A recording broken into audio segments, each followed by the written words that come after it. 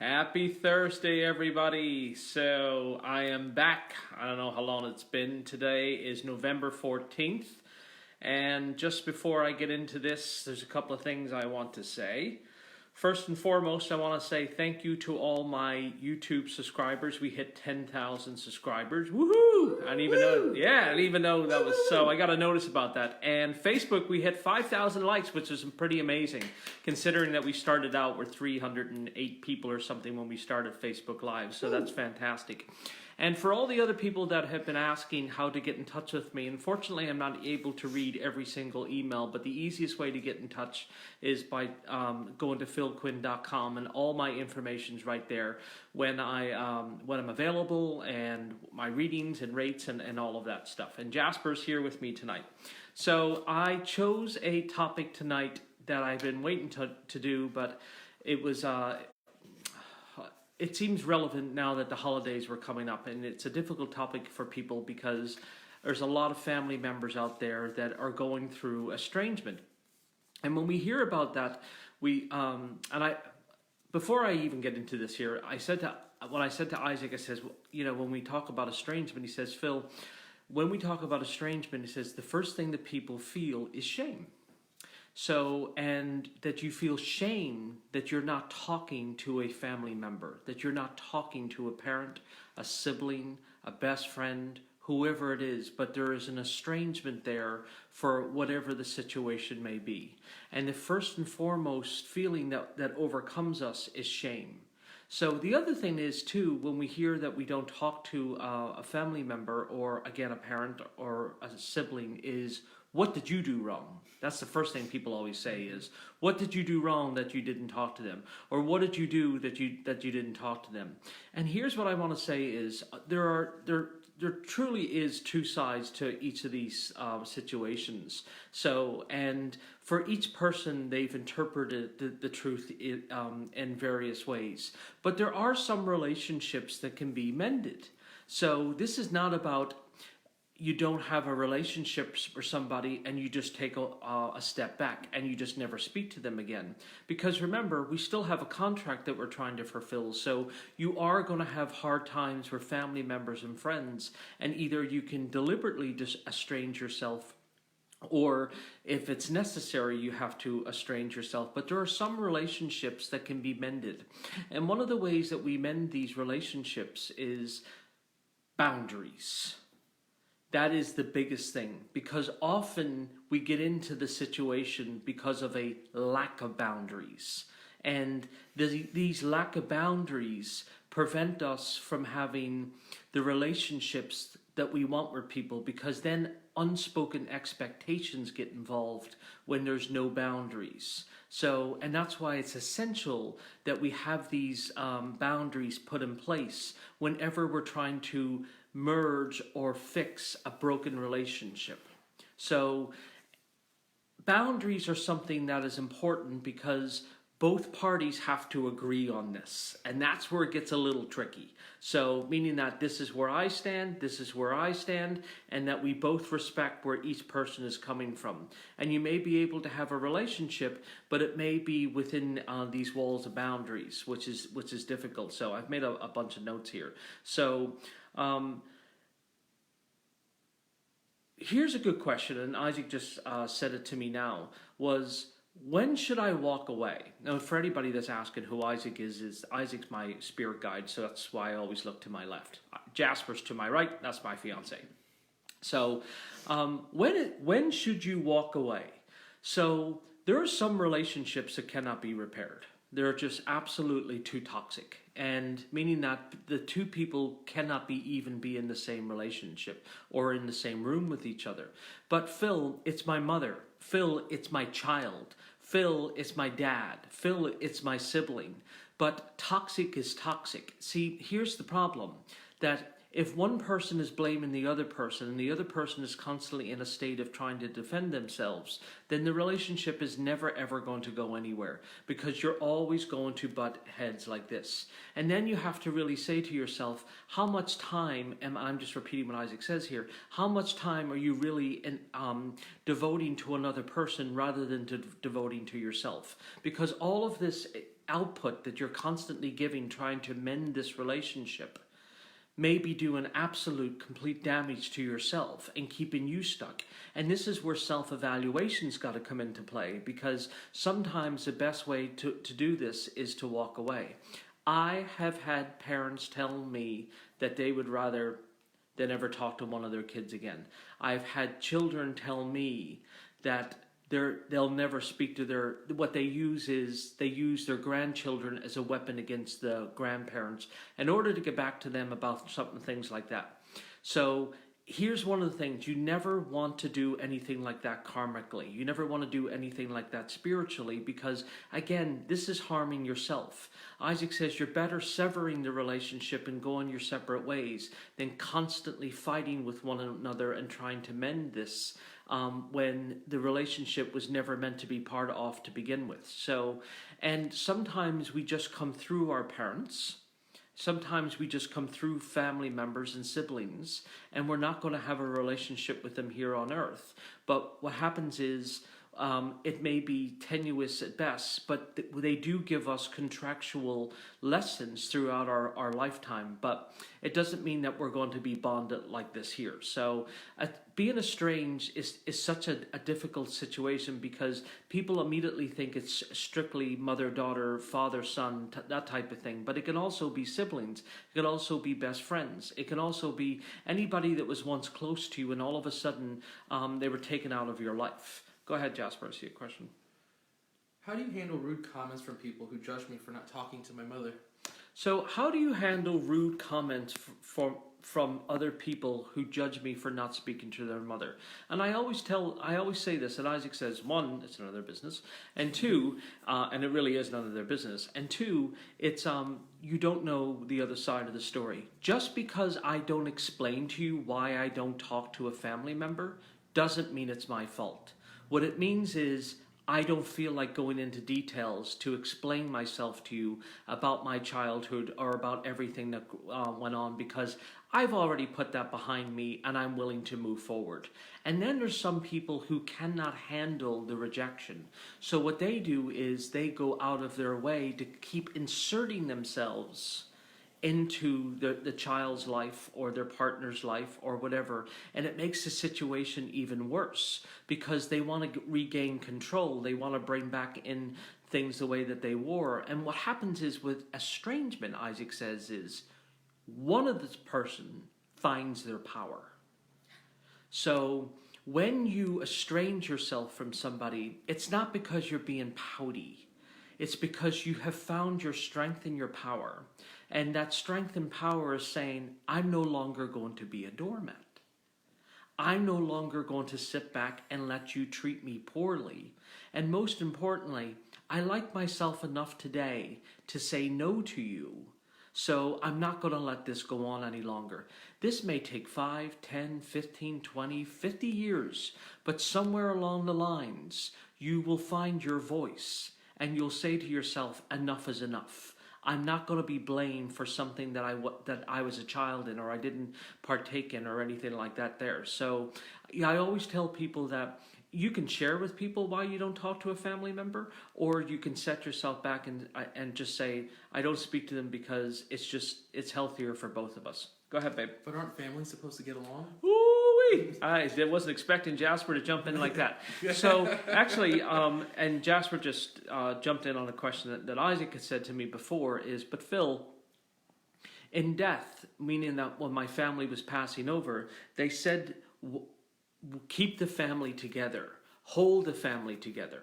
So, and what happens is when you pass over to the other side, family members are able to see, oops, this is not possible that things can stay together.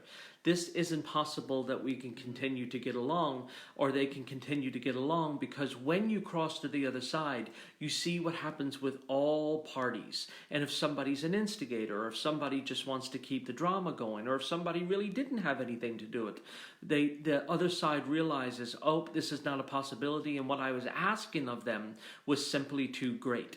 But when we're asked to do that, we try to do our best to keep the family together, even though it's a detriment to ourselves.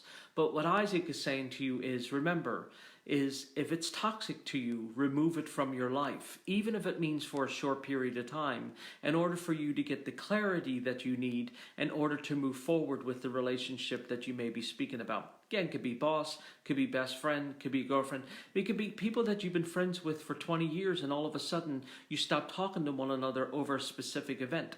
But that is a form of estrangement. Go ahead, hon. So, at what point do you draw the line in the sand when you know you should try or you shouldn't? So when do you draw the line in the sand? When the other party is, well, first of all, drawing the line in the sand means that these are my boundaries, number one. And secondly, when do you stop trying is when the other party has no interest. Meaning that if the other party is constantly shooting you down or rejecting you or only calls you when they need something, let's not forget about that. Only calls you when they need something. Okay? That's another indicator that maybe this isn't working out the way that I should be. So when the other party is unresponsive, that's when you stop trying. Because it has to be an equal street. So it has to be 50-50. What you do is you keep yourself, you keep your side of the street clean.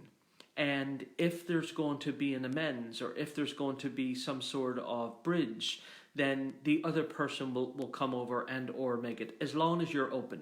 Now, if you're constantly like this, then there's going to be nothing like that. There's something else I want to bring up that, and it's a little off topic. Well, it's not off topic, but it's a little raw.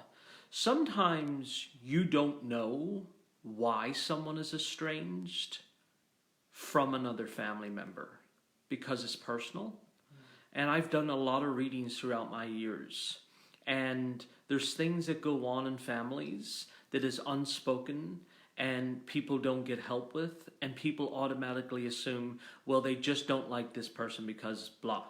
But sometimes there's things that go on that are personal, and the worst thing that you can do is just make an assumption that an individual doesn't speak to a family member because they're being pouty. There's often a very strong and heavy reason behind it, because to estrange yourself from someone means that you're completely removing yourself out of their life, and you're willing to cut yourself out of their life regardless of the cost. So, and we're not talking about not speaking to each other for a week or so.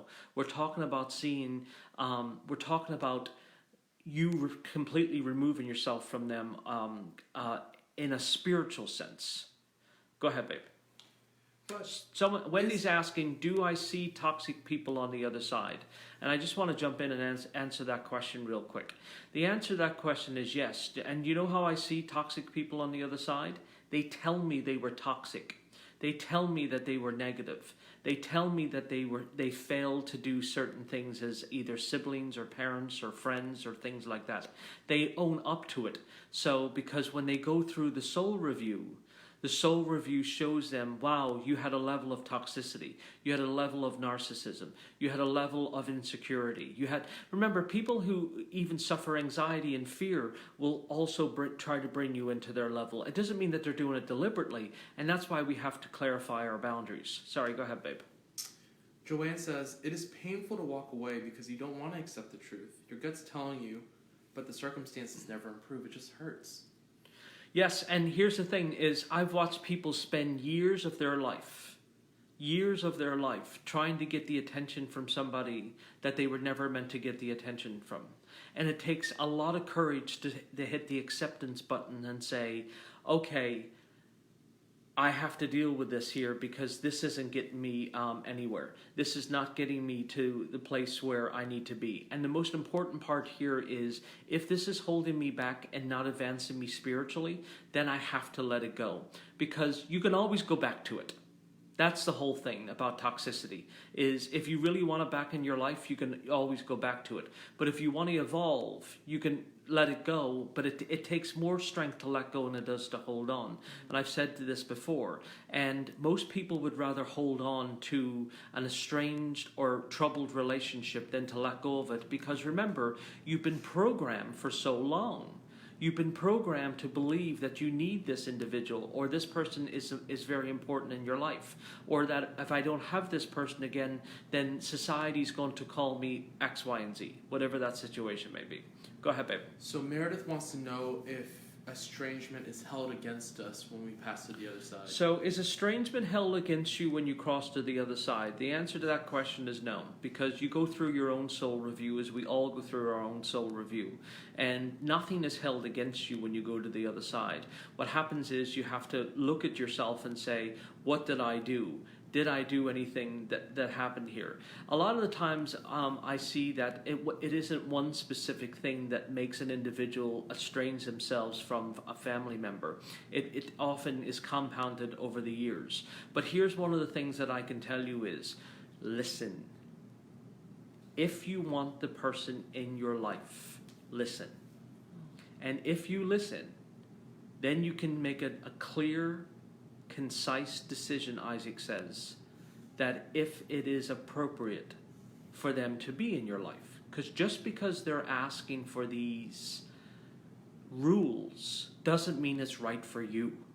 And if you're bending your will to appease somebody else, the relationship will never be organic. So that's what you have to look for, is that I'm not going to be bullied, I'm not going to be pushed around, I do need to be treated with respect, and if I can't get this, then I need to move to the next place. Go ahead, babe. Caitlin wants to know, how do you get over the guilt for cutting ties with a parent? I feel like I'm getting punished for hurting anyone's feelings, although mine is hurt frequently.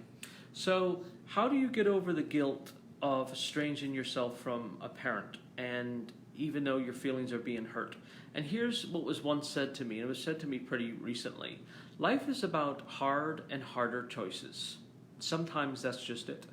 Meaning that you have to drudge through the mud to get through it. There's nothing over your shoulder, and I was told that years ago. There's nothing over your shoulder, just lessons. So being where your feet are, the here and now, is the most important thing. So is being the here and now and being present will give you clarity of what happens in your future.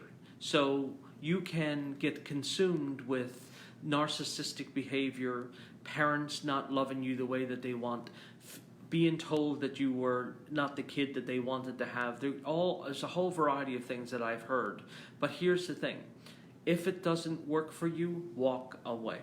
Because if you don't, you'll repeat the same lesson in your own life. Meaning that you will pass this to your children. It's a hand-down effect. And that's the cycle you're trying to break. Go ahead, babe. So Michelle brings up an interesting point that's kind of in between estrangement. I love my family, but I do my best living in a different state. Like it. When I do live close, I take on their issues and it drains me. I do my best to love at a distance. Yes, and that's a perfect boundary. Is Phil, I love my family. They have drama like all our families do. So what I chose to do was still be part of my family, but I live in a different state. And that's your boundary. So your boundary is the best way that I know how to deal with them is just live in a different state and love from a distance. And sometimes that's all that you can do is love from a distance. So not always easy, but it is because most of us feel that we have to be around our family and want to see our family and do all of these things. And a lot of people have close relationships with their family. And it's wonderful. And then there's some people for the holidays have to face with these family members that they don't necessarily want to see. So how do you get through that holiday? How do you get through Thanksgiving? How do you get through Christmas? With a smile, a grin, and saying, we just got to suck this up for the next few hours and we're going to get out of this puppy. So we are. And that's just the way we do this. We don't make it about self. So we don't make it about two siblings not talking to each other over Christmas dinner. You talk to each other over Christmas dinner for the sake of your parents and everybody else. And if you want to go on your way after that, then so be it. That's what you do. But sometimes you just have to suck these things up. And then other times, if it can't be sucked up, you just don't be in the same room with one another. Go ahead, babe. Debbie actually has a question on the other side of estrangement. My husband's family stopped having anything to do with me and my children after my husband passed. He and I were together for 30 years. How do you think my husband feels about this? So here's what happens there, and it is incredibly painful. You're part of a family for 30 years, and that means that you're indoctrinated in every single thing there. And then all of a sudden, you lose your partner, you lose your husband, you lose your wife, and the family moves on, and you're left behind. So what really not only is it a form of estrangement, but it's also abandonment. And what happens is, unfortunately, the other side looks at this and they know it's coming. So, because they can see the drifting away process, they can see the things going on like that. So, and what happens is they try to bring new people into your life. That's their way. There's no judgment from the other side. What they do is they try to bring new people into your life to fill the void that once used to be there. So, it's not a matter of them condemning the souls that are here, the families that is here, but it's a matter of them trying to replace what you have lost, even though they know they don't like it. But they know that it's best to get you out of it than to try and keep you in that situation. Go ahead, babe. But isn't it morally and spiritually wrong not to talk to my mother? Is it morally or spiritually wrong not to talk to my mother or father? Depends on the situation. So I have found people that have a lot of great reasons not to talk to their family members. And I've had a lot of people who've had good reasons to talk to them. It's just their idea or their view on it got a little skewed. So is it morally wrong? No. It depends on what was done to you. So it was depend on what happened to you. Remember, you could come from a large family. 3 kids had a perfectly upbringing and one of them was singled out. I see it all the time. So, you have to understand, I have had parents tell me they have singled out their children because they hated them. I have had this, and I know this is appalling, like I can't believe nobody would say that. Absolutely could not relate to their kid and just treated them differently. I have had step-parents tell me, Phil, I hate these kids with a passion. So it is. So, I mean, and then I've had step-kids tell me I've made my father or mother's life hell because I hate this significant person with a passion, just because they said something to me that they didn't like. So there's ways through all of this, and sometimes there's no way through any of this here. It all depends on, do you really want to try, and is it worth trying? How can an empath protect themselves from toxicity? That's a really great question, because sometimes, and this is what Isaac's also bringing up for me to say, is sometimes you can't cut yourself out of a family because you have to look after a family member. Sometimes you get stuck with a family member and you can't cut yourself out of it. So how do you protect yourself from their negativity? And that's when we start learning about our own aura and our own energy. This is mine, that is theirs. So, and I'm not going to allow this to... See, what happens is we can also get addicted to other people's hurt, other people's trauma, other people's spiritual needs. And then as we get... And this has happened to me, for God's sake. I come from a large family. So it's when you get into that role of wanting to help people, you lose sight of yourself. So when I learn to protect myself and say, okay, this is my energy, this is not, and this is their energy, and I'm not going to allow this to I just had this lesson recently. I'm not going to allow this to invade into my space. What you have to do is immediately cut the boundary and say, I will not be spoken to that way. I will not accept this. But here's the thing. If you allow yourself to be talked to that way, slowly and subtly, the person becomes conditioned to treat you that way. And then one day when you do find your voice, it's often an eruption because you don't get to say the things that you want to say and have them come out the way that you want them to come out. So that's why if it happens, you do it right then and there. Go ahead, babe. So I want to move on. I want to estrange myself, but I can't get that closure to remove myself. So I want to move on. I want to let go. I want to estrange myself. We never really want to estrange ourselves, but Phil, sometimes I have to estrange myself. But I can't get this closure. I don't know how to do it.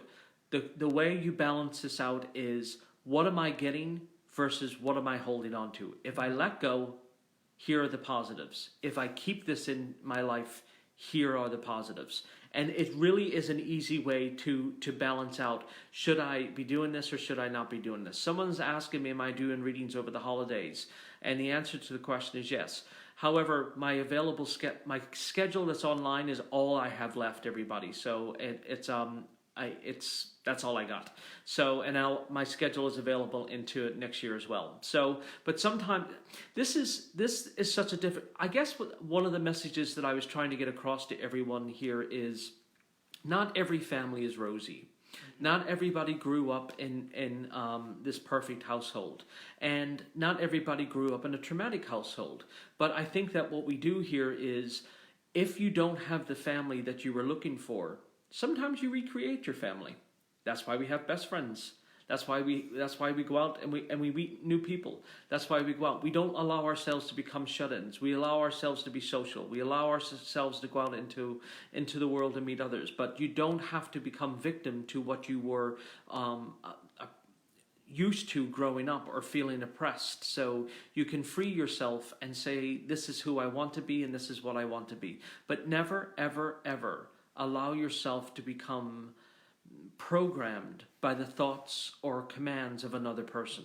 So, and even in your very core central chakra, it will tell you, don't do this. And even though that you may not always be aware of it, it will always communicate to you, free yourself and or let go.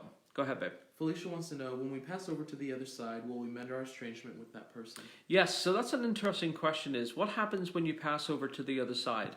When you cross over, will there be an amendment? So what happens is, that person goes through the soul review, and then they're like, I was a giant asshole.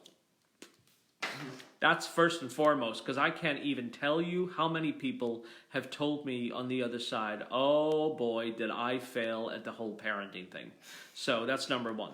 Secondly, the soul tells me is when the other person is that they were either estranged from, or they had trouble with, or whatever it is, or if they were abusive, if they hurt their wives or their husbands or whatever it may be, they are able to resolve that. And the reason being is, when you cross over, there is no ego, there's no pride, so you're able to discuss things in a very clear, concise manner.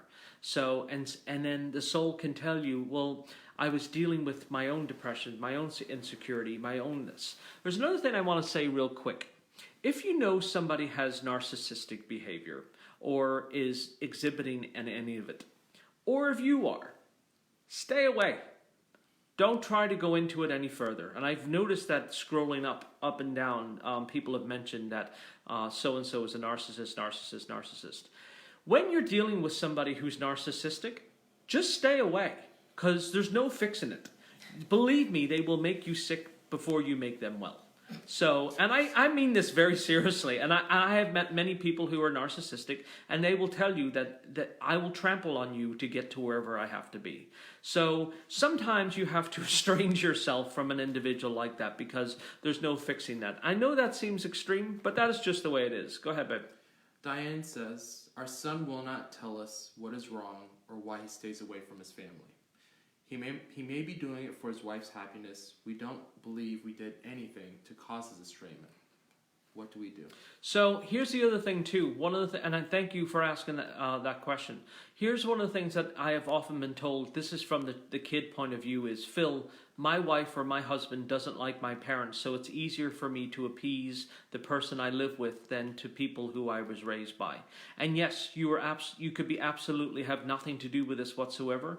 But the person actually, this just came across my one of my readings where I'm dealing with somebody who cannot have a relationship with their mother, and it's kind of similar, but it's pretty much, he says the wife can't stand it, blah, blah, blah, ruined the wedding, the whole 9 yards, and there's not much that you can do there. But what you can do is give it time. And time is a great equalizer, and it's a great healer. And what happens is, the longer you leave it alone, either the person's going to come around, or the person's going to just dissipate out of your life. But you can't go begging. You can't go pleading.